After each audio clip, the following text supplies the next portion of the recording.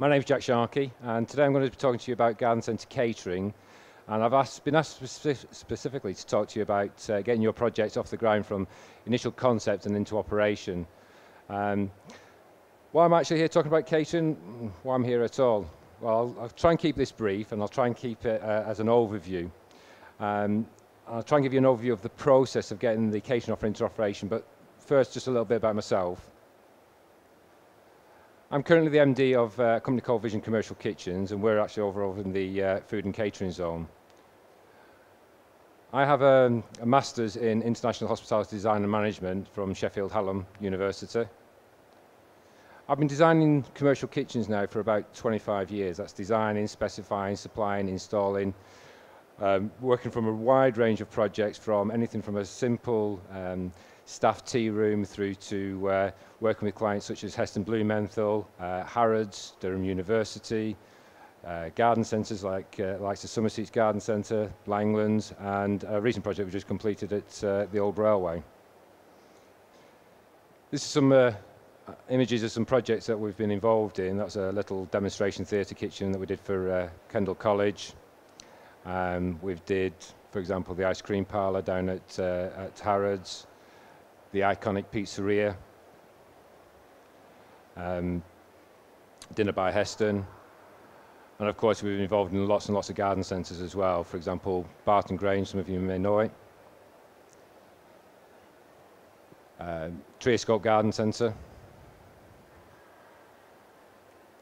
and of course the Old Railway Line. The fundamentals of catering don't really change, and it's much the same as the fundamentals of retail. It's merely the style, the size, the scale, and the food offer that actually changes. The fundamentals of the goods in to the goods out don't actually change. So today I'm going to be, as I say, focusing on the overall facility, either the cafe, coffee shop, deli, farm shop, or whatever it is you're looking at, and the basic process that we will actually go through to get a facility operational. It might actually be obvious to some people, but you'd be surprised at the amount of times we find clients that find it really daunting and unsure where to actually start.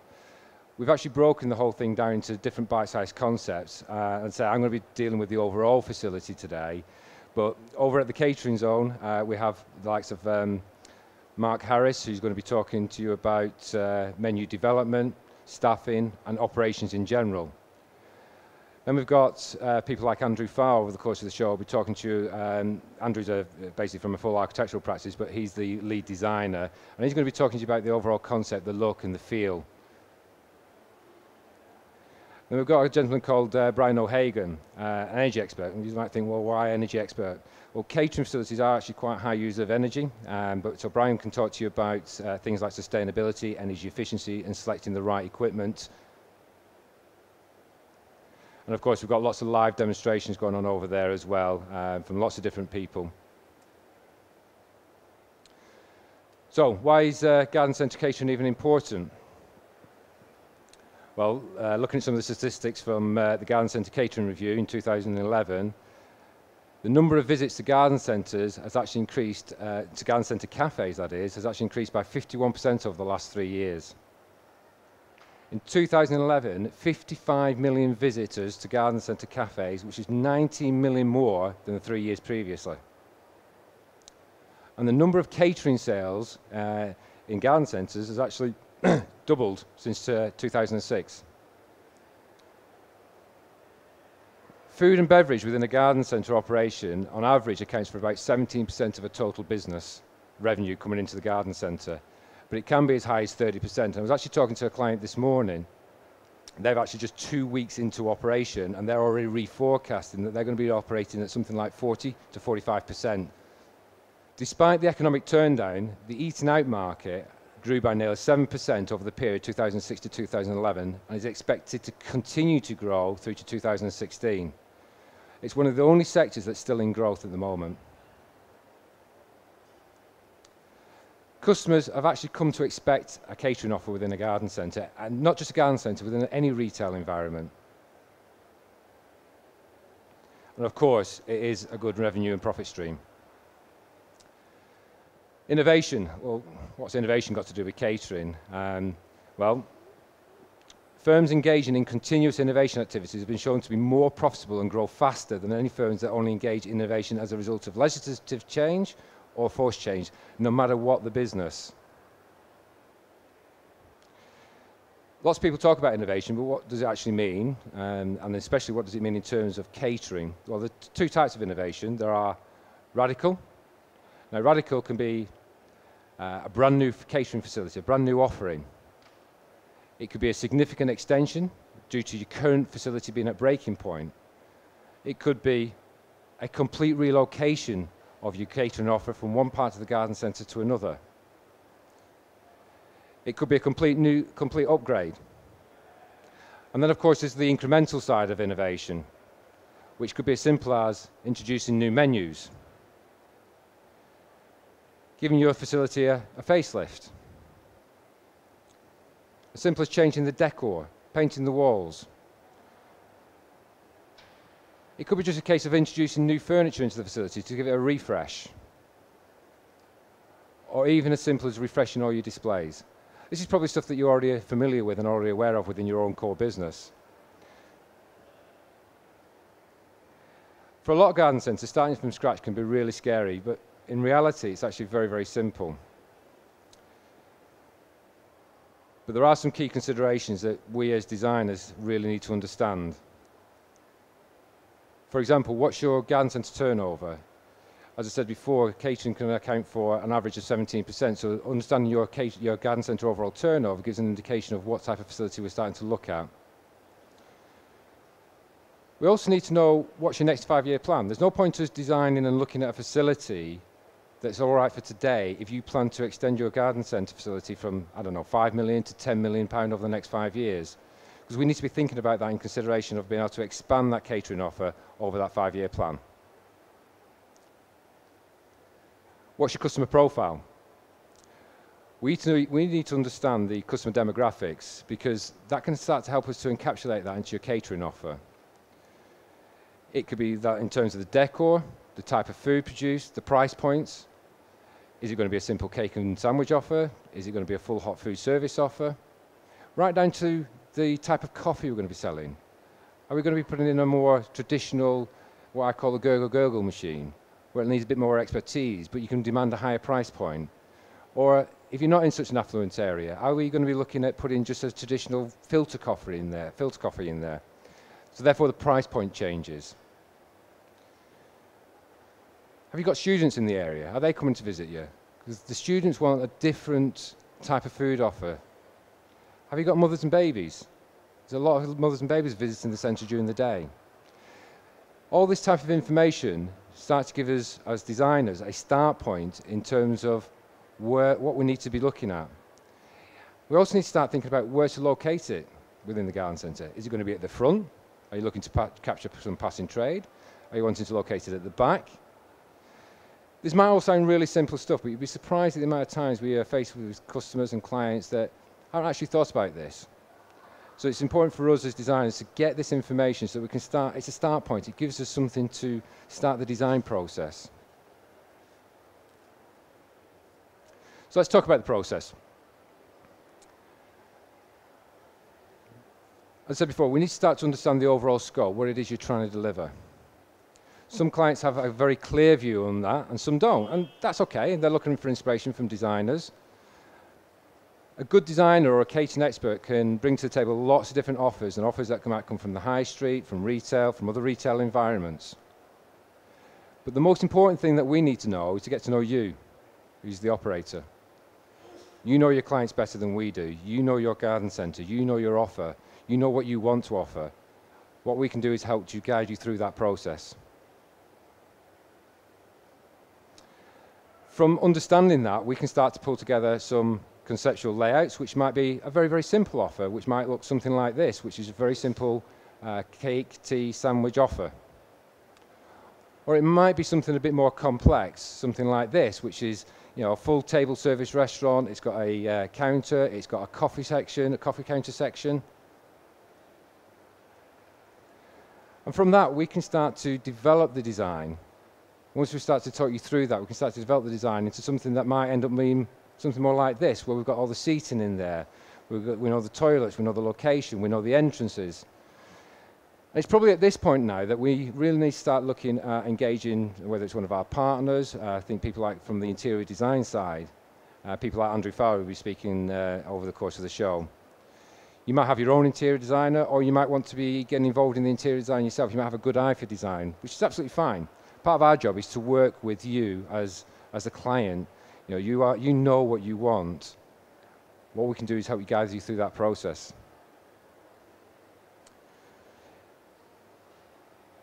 Some clients find it hard to conceptualize what the look and feel of the operation is going to look like. And good designers and good interior designers can start to pull together 3D visual images. So it might seem really simple and very basic, but a lot of clients don't really understand that there are those facilities, and a lot of interior designers do have the facilities for producing 3D visual designs. It helps clients to be able to conceptualize what the look and feel of the thing is going to be, from the worktop finishes to frontages to the tiling on the floors to the finishes on the walls.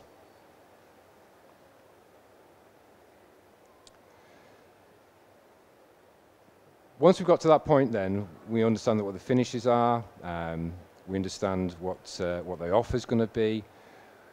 We, or an architect or the interior designer, can start to write up a detailed specification and a scope of works, detailing everything from what the builder is going to be doing, to the mechanical engineer, to the electrical contractor, to the flooring contractor, to the decorator. You try to embark on the process without having those fundamentals in place. The people who are actually undertaking the work don't have a very clear vision. By having a detailed specification scope of works, everybody has got a clear vision of what it is that they're going to be doing. And it's really then, at that point, then you can start the construction process. And that's when the fun begins, because in 6, 8, possibly 10 weeks from that point, then you're going to be looking at operating a catering facility. I've put together some slides here that kind of take you through the process. From having a detailed set of plans and specification, and the site foreman from the main contractor, the shop fit contractor, he's got a full clear picture of what he's going to be building. He'll now have he brings his team on board, and there's a guy starting to form up doorways. He'll get the joiner on site. Start to look at getting the drainage in place.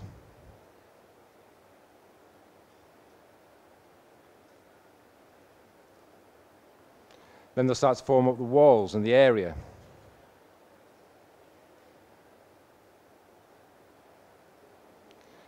Then the decorator can move in. And we end up then with a finished facility where we've got floors, walls, ceiling, counter, decoration in place. Then we can start adding the pretty bits. Things like the kitchen.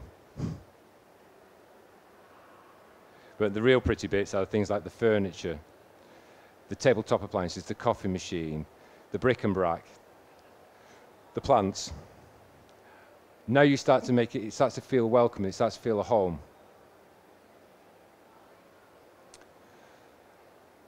Let me give you a word of caution though. I've worked with lots of different contractors over my working life. Some have been really, really good. Some have got lots of experience in coffee shops and restaurants, and some have got no experience in it. I would really envisage that you try and employ somebody who's got experience in coffee shops and restaurants as a builder or as a main contractor. Otherwise, what happens is they get in a muddle. They don't understand catering and they don't understand coffee shops and restaurants. And what will end up happening is you, as the client, will end up managing them. So really, at this point, really, you need to start thinking about staffing. Who's going to be working in the kitchen? Who's going to be working in front of house? Have you got the right staff? Have you got the staff in-house, or are you going to have to recruit the staff? Start thinking about defining your final menu offer. You might have already had an initial idea of what your menu is going to be at the start of the process, but now we're getting to the point where we're starting to get into the nitty-gritty. Start thinking about suppliers. I was talking to somebody this morning who said they really wanted to use a local supplier, but they weren't reliable enough for them because they were a one-man and his band. The van kept breaking down on them. So they actually had to change suppliers and go to a more national supplier to get consistency in the supplier. But it might be that you've got a really good local source of supplier that can provide all your fruits and veg. But these are the sort of things we need to start thinking about. What are your opening times going to be? Are you going to be open at 8 o'clock in the morning serving breakfast? Are you going to be operating from 11 till 2? Are you going to operate from 8 o'clock in the morning through till 7 o'clock at night? That will have an impact on your staffing and your staff rotas. Training, really important part. Not just about training on the kitchen and the equipment and on the safe use and the operation of that and how to strip it and to clean it, but customer service training, serving the customer. Obviously, you're in a retail environment, you've probably got customer service managers that can do a lot of this for you. And really, it's as simple as that. That is the process from getting a catering offer from concept through to the completion. There is the other side of it, which is the extending and developing your offer, which I said before is the incremental side of innovation within catering. The incremental side could be as simple as introducing a new menu. Menus develop. Customers and consumers now are really savvy. They're looking for more of an experience. They will need to be continually engaged. If you're starting to look at a new menu offer, you might be introducing, I don't know, pizzas onto the menu. But you need to think about, have I got the right equipment to do that, and maybe introducing a pizza oven into that. It could be as simple as just giving the place a facelift, decorating the walls.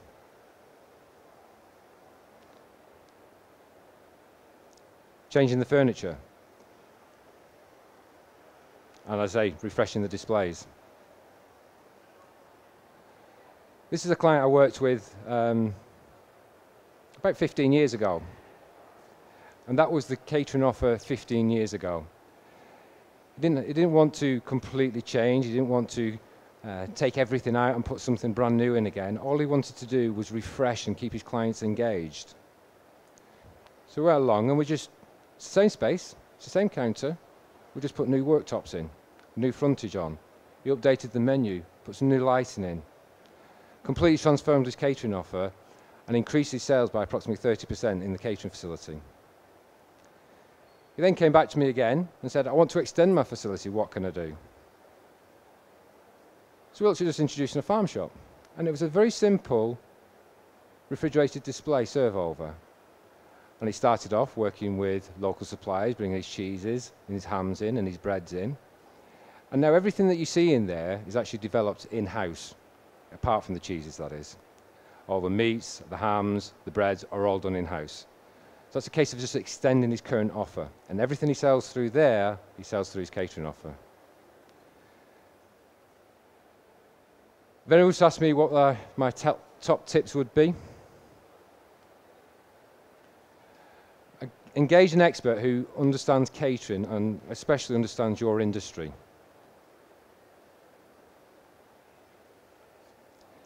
Think about the key considerations, the ones I talked about before. What's your 5-year plan? Where are you now? What's your customer demographics? Engage a professional building shop fitting contractor who understands restaurants and coffee shops. Don't be afraid to ask questions and challenge the people who are advising you. There's no such thing as a stupid question. The stupid thing is not asking the question in the first place. And don't be frightened. With the right people, it is actually quite simple. And the process is actually quite simple. It's never too early and it's never too late. I've been involved with clients that have engaged us and worked with us 3, 4, 5 years ahead of the facility opening to help them get the overall facility right. But then I've been involved with clients where we've been working with them from concept to actual completion, from the design process to actually getting the operation fully operational in 4 weeks.